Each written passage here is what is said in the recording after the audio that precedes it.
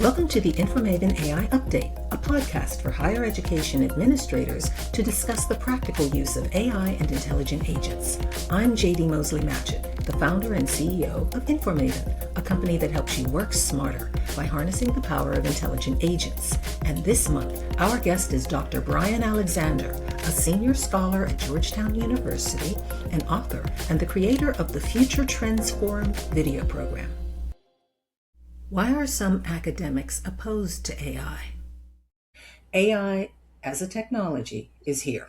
The genie is not going back into the bottle. So why are some academics continuing to be vehemently opposed to AI? And is there anything helpful that institutional leaders can do? Well, the academics that I read, listen to, talk with, tell me, I guess, two different buckets of critique.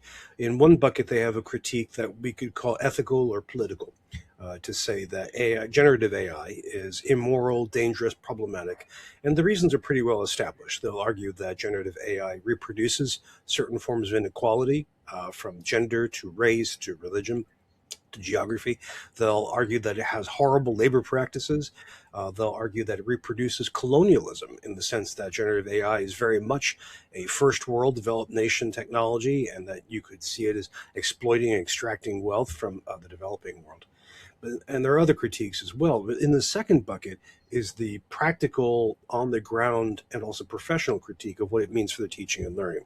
So you'll have faculty who will say, this is degrading my students' abilities to learn, that it's harming their ability to practice writing, that it's reducing their ability to wrestle with complicated texts and problems. And I usually hear this from writing faculty and faculty in the humanities, but it's still pretty widespread.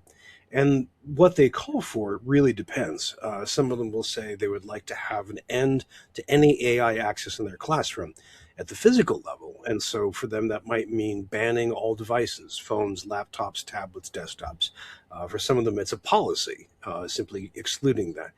And I've questioned them and said, well, what do you do when they leave your classroom? And then they say, well, then I can't control that. And so at least I can make my classroom an AI-free space. And how I think one reason that we have seen relatively few campus strategic engagements and policy engagements with AI is in part because of this long-standing critique and opposition, where presidents and provosts feel they cannot impose an AI engagement when they might face open revolt from a chunk of the professoriate. Now, I mean, this varies from place to place. It has all kinds of local contours, but I think that's generally in place. To answer your last part of your question, I think administrators of all levels, from department chairs to presidents, state boards, private boards, can simply listen and engage in conversations about this, because this is still an emerging technology that is still very complex and changing on a daily basis.